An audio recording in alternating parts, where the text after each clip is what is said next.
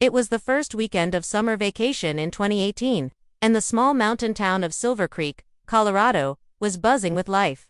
The snow had finally melted from the higher trails, revealing fresh greenery and wildflowers.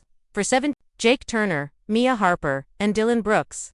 This was the perfect opportunity for one last adventure together before college applications. Jobs and adult responsibilities pulled them in different directions. They had been best friends since middle school, inseparable, always chasing the next thrill, and this hike was meant to be just another story for their scrapbook of memories.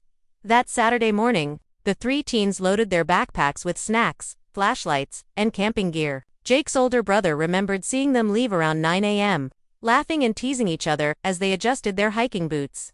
Mia carried her new DSLR camera, eager to capture the mountain's beauty, while Dylan brought along a portable speaker to play music on the trail. They told their parents they'd be home by sunset, but they were also known to stretch curfews for the sake of adventure. The route they chose was the Whistler's Ridge Trail, a 14-mile stretch that wound through pine forests, rocky cliffs, and narrow ridges. Though scenic, it had a reputation for being tricky to navigate, especially in certain weather conditions.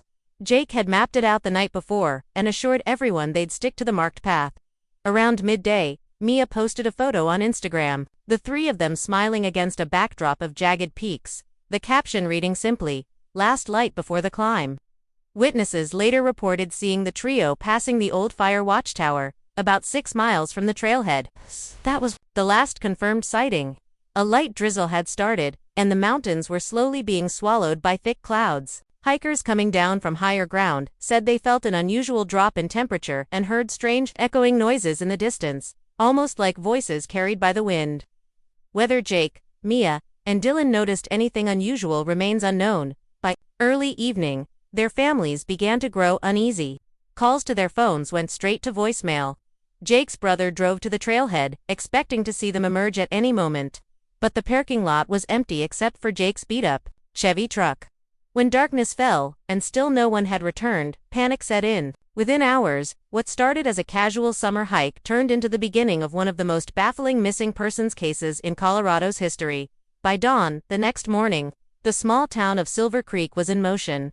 The local sheriff's department mobilized a search party, and by mid-morning, over 200 volunteers had assembled at the trailhead. Neighbors, hikers, and even strangers from nearby towns showed up, armed with maps, binoculars, and walkie-talkies. Rescue dogs barked anxiously, pulling against their leashes as if sensing the urgency in the air. The plan was simple: sweep every section of the Whistler's Ridge Trail until the teenagers were found. Helicopters were called in from Denver, their searchlights cutting through the morning mist. From above, the mountains looked both breathtaking and menacing, endless stretches of jagged cliffs and dense evergreens, broken by sudden drops into shadowy ravines. Search crews reported treacherous footing in several areas where recent rain had turned the soil to mud, making it easy to slip or lose a trail entirely. The helicopters circled for hours, but the canopy below was thick, swallowing anything or anyone from view. By the end of the first day, the teams had covered nearly 8 miles of marked trail without success. In one spot, just past the old fire watchtower, searchers found a crushed granola bar wrapper and a single muddy footprint, but it was unclear whether it belonged to one of the missing teens or to another hiker. Every small discovery sent ripples of hope through the group, only to fade when it led to nothing. The deeper into the wilderness they pushed, the more unsettling the atmosphere became. Even seasoned rescue workers spoke quietly, as though the forest itself was listening. As night approached, the searchers set up temporary camps to continue at first light. Fires flickered under the trees, and the howling wind seemed to mimic distant voices. Some swore they heard faint laughter or footsteps in the darkness, but every time they shone their flashlights, nothing was there. The rescue dogs, usually eager, grew restless and refused to go further in certain directions, whining and pulling back toward camp. On the third day, the weather turned worse. Thick fog rolled in from the higher elevations, blinding the teams and erasing any sense of direction. GPS devices flickered and lost signal in certain pockets of the ridge, forcing crews to navigate by compass and instinct. The search grid tightened, focusing on areas near unmarked caves and old mining tunnels, places that weren't on the official maps. It was here, in these shadowed, seldom visited parts of the mountain, that searchers began to feel something was deeply wrong. But still, there was no sign of Jake, Mia, or Dylan. As days turned into weeks with no trace of the three teenagers. The official search began to lose momentum, but the town's whispers only grew louder. In Silver Creek, locals spoke in hushed tones about Whistler's Ridge, a place that had always carried a shadowed reputation. Some claimed it was simply dangerous terrain, easy to get lost in. Others swore the ridge had a history of strange disappearances dating back over a century. Old-timers would lean across bar counters and say, "You don't just get lost up there, you get taken." The name Whistler's Ridge came from a phenomenon hikers had reported for decades: a hollow, almost human-sounding whistle carried by the wind, sometimes soft and far away. Sometimes so close it felt like it was right behind you. No one could explain its source. Scientists suggested it might be air passing through narrow rock formations. But those who had heard it insisted it was something else entirely, something that seemed to move and follow. A retired forest ranger, who had worked the trails in the late 1970s, told a local newspaper that he once encountered a lone hiker stumbling out of the woods near the ridge, shivering and incoherent.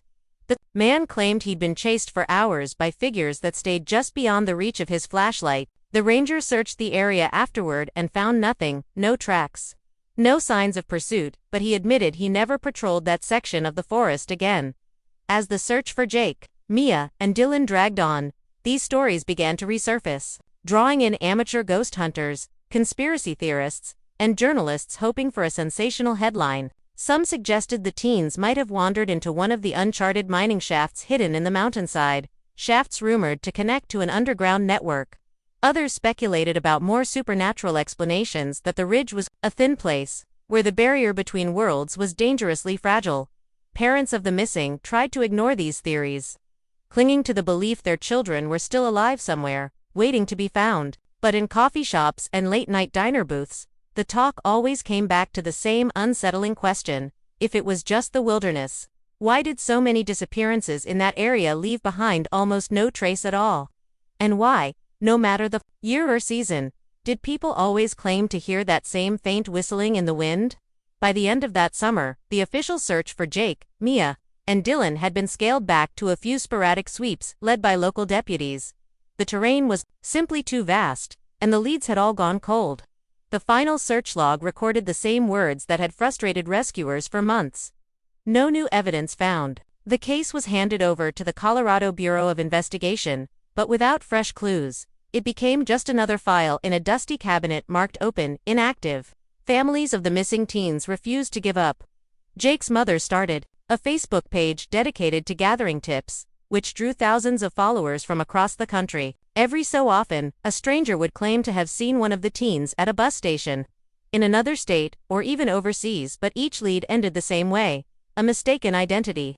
Mia's father organized annual hikes to the ridge in his daughter's memory. But these gatherings were often overshadowed by the same strange stories that had haunted the area for decades. Over time, the trailhead to Whistler's Ridge became quieter. The county posted restricted access signs, citing safety concerns after multiple hikers had gone missing in unrelated incidents.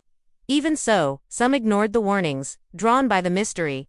A few returned with tales of strange lights flickering deep in the trees, or of hearing hurried footsteps behind them, only to turn around and see nothing. One hiker claimed her GPS spun erratically for minutes at a time before shutting off completely. The absence of answers weighed heavily on the small community. In grocery store aisles and church pews, people still spoke of the missing teens as if they might walk through the door at any moment. But 5 years of silence had a way of eroding hope. The sheriff's department stopped issuing public updates, and the case was mentioned only when anniversaries rolled around, each one marked by candlelight vigils under the shadow of the mountains. Yet, for some, the case never stopped gnawing at the back of their minds. The rescue volunteers who had been there from the first day still remembered the unease of those fog-filled mornings, the strange silences in the forest, and the way their dogs refused to cross certain invisible lines. And though no one could explain it, a handful of residents swore that every year, on the exact weekend of the disappearance, the wind in Silver Creek carried a faint mournful whistle.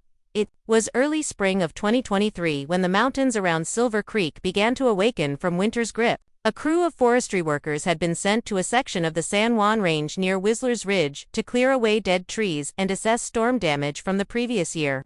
The area was far from any popular trails, an overgrown patch that hadn't seen human footprints in decades.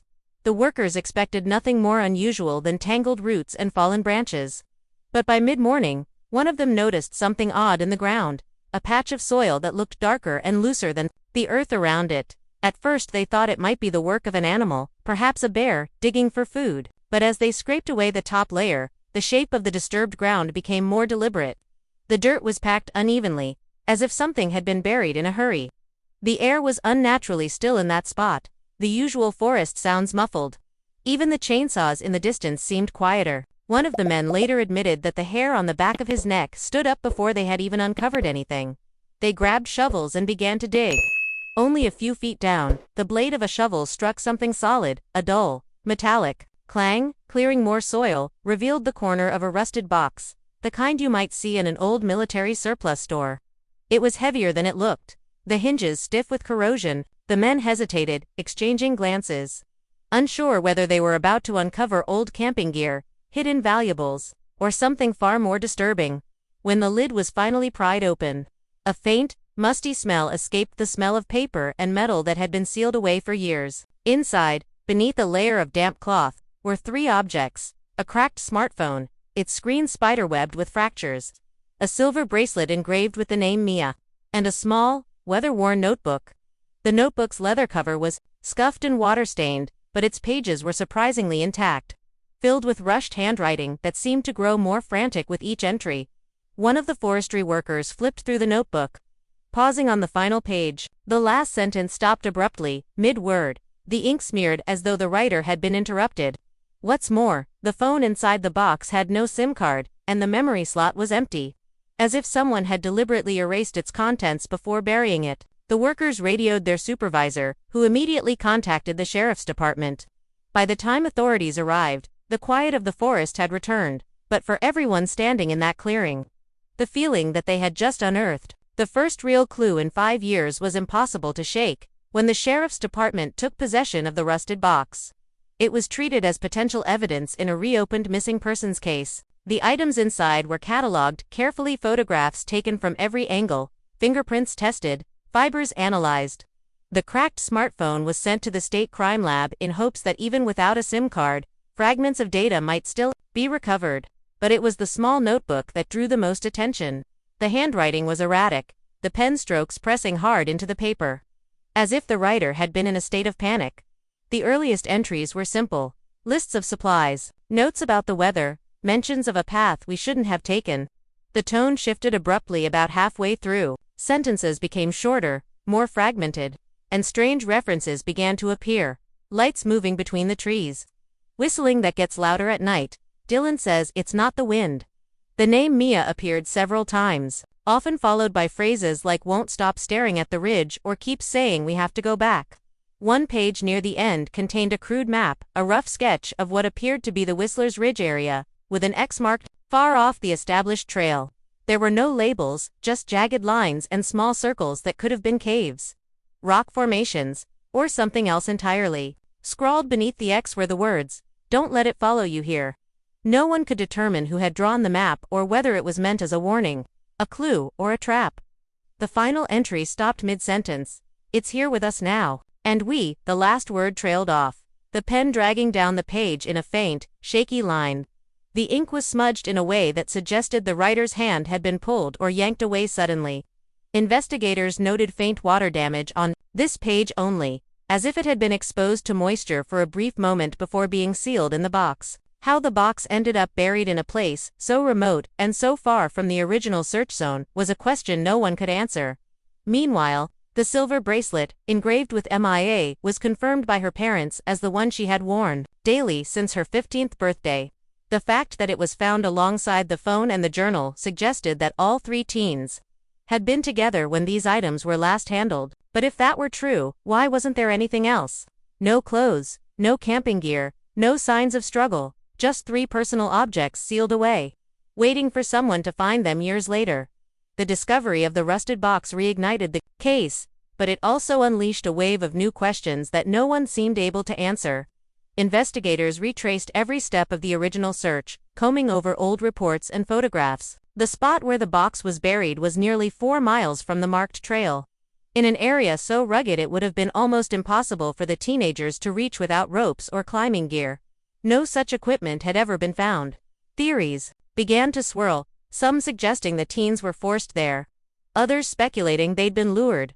The phone's missing memory card was the most frustrating mystery. Forensic analysts confirmed the device had been powered on multiple times after the teens were reported missing. But there was no record of calls, messages, or photos taken after that date. Whoever removed the memory card had done so with precision, leaving no fingerprints on the phone or inside the box. It was as if someone had wanted the world to know the phone existed, but not what it had recorded. The journal was no less puzzling. Handwriting experts couldn't agree on whether all entries were written by the same person. Some pages appeared to match Jake's writing from school assignments, while others were slightly slanted, with letter formations more consistent with Mia's style. That begged the question, was the final cutoff sentence written by one of the missing teens, or by someone else entirely? The strange phrases, "It's here. Don't let it follow you," sounded more like the words of someone documenting an ordeal than keeping a personal diary. Then there was the timing. Why had the box been buried? And more importantly, when 4 of soil covering it suggested it hadn't been disturbed in several years. But experts admitted the shifting ground in that part of the forest made it difficult to pinpoint an exact date. If it had been placed there soon after the disappearance, it meant someone had evaded the massive search effort in 2018. If it was buried later, then someone had returned to the ridge long after the search was over, and for reasons no one could explain. For residents of Silver Creek, the discovery was both a breakthrough and a haunting reminder that the case was far from solved. Every piece of evidence seemed to lead to another dead end. The families of Jake, Mia, and Dylan were left with more uncertainty than ever before. And as the story spread beyond Colorado, a chilling realization began to take hold. Somewhere out there, someone knows exactly what happened on Whistler's Ridge, and they've kept it a secret for 5 long years. Some believe the truth about Whistler's Ridge is buried deeper than any search team has ever gone, that the forest is still hiding what it took. Others think someone out there, maybe even living among us, knows exactly where Jake, Mia, and Dylan are. But until that final clue is found, the mountain keeps its silence. And the wind still carries that same hollow whistle. So the question remains, what really happened on Whistler's Ridge?